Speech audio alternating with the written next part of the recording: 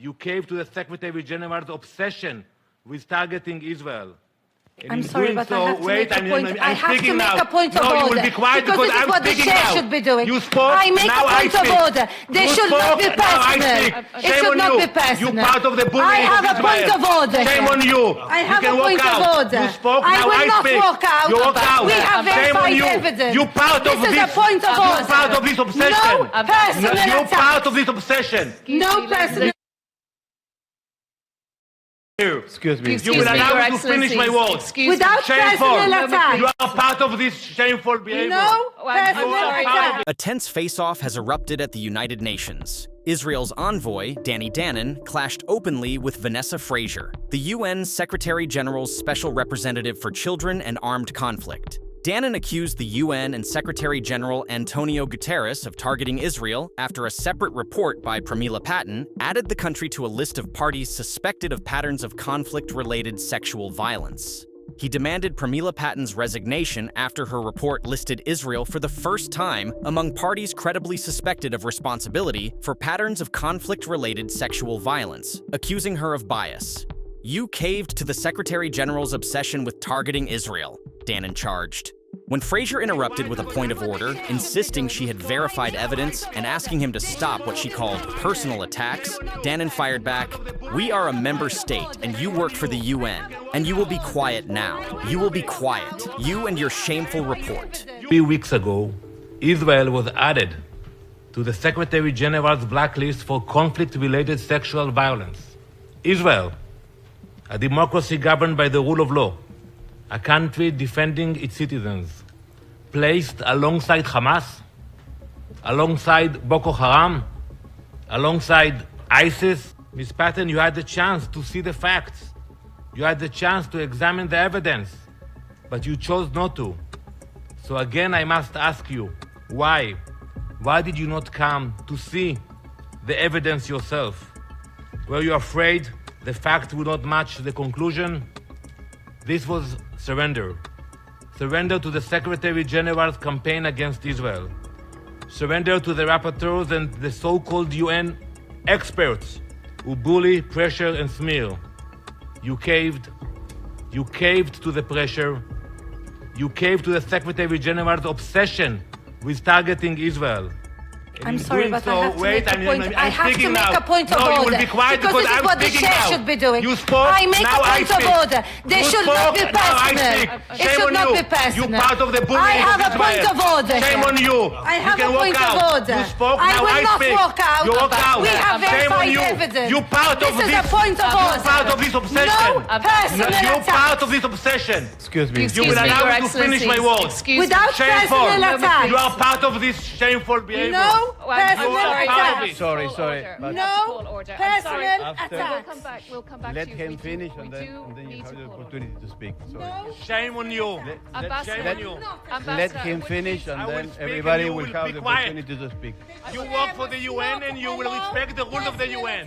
Respect the rules of the UN. Ambassador, You will not allow you to bully us. We are a member state and you work for the UN and you will be quiet now. You will be quiet. Shameful. Excuse You me. and your shameful Can you- report. I'm sorry.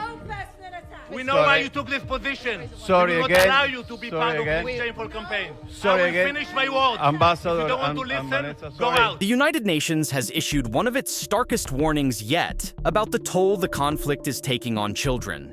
In a separate annual report on children and armed conflict compiled by Frazier's office, Guterres voiced alarm over what he called a staggering rise in violations against Palestinian children. The report, released this week, also warned that Israeli settler groups could be added to a global blacklist for violations against children. Everything that follows comes from that official UN report, and the figures it says its teams verified. The numbers are staggering. The report recorded 38,558 grave violations against children worldwide in 2025, affecting more than 24,000 children.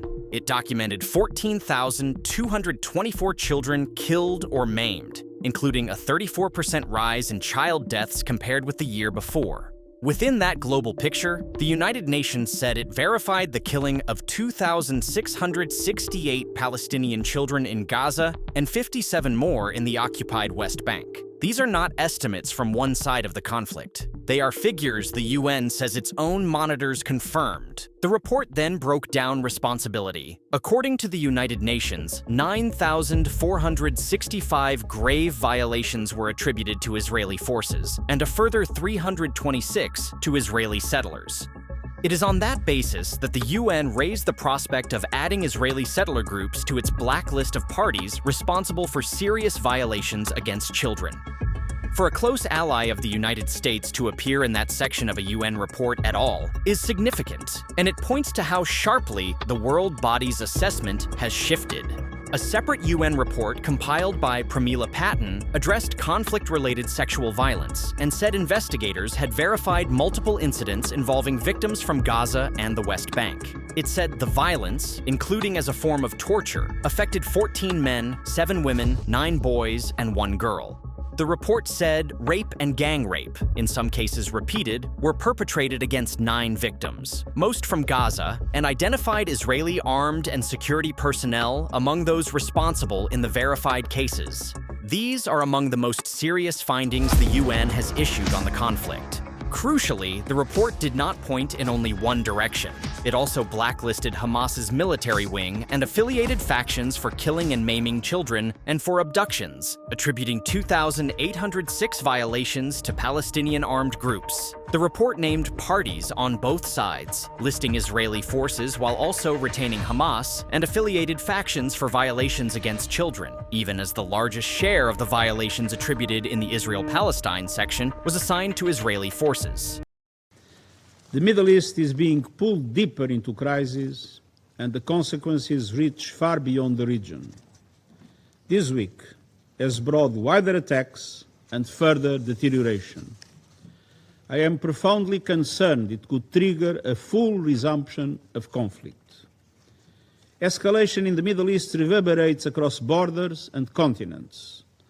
Through political tensions, displacement and rising insecurity, through markets and trade routes, through food and fuel costs, events in Lebanon. Since March, we have witnessed a serious escalation as Israel intensified its operations in Lebanese territory and Hezbollah fired deeper into Israel. We have seen the killing of civilians, entire communities uprooted, and extensive demolition of homes and civilian infrastructure in southern Lebanon. The forced displacement of over 1 million civilians, the killing of 7 UN peacekeepers, including one last week, and through it all, the risk and reality of more escalation. All parties must work towards a diplomatic settlement, a settlement that fully respects the territorial integrity, sovereignty and political independence of Lebanon within its internationally recognized borders, in line with Security Council Resolution 1701. And I fully support a monopoly on weapons by the Lebanese government. The process must start with a comprehensive ceasefire respected by all parties everywhere, alleviating the suffering of communities on both sides of the blue line. And I urge a continued United Nations uniformed presence following the departure of UNIFIL, as proposed last week in my letter to this Council. I commend the United States for facilitating talks between Israel and Lebanon, and I hope further negotiations will contribute to lasting peace and stability. Meanwhile, I appeal to all parties to implement the ceasefire agreements. No more attacks, no more excuses.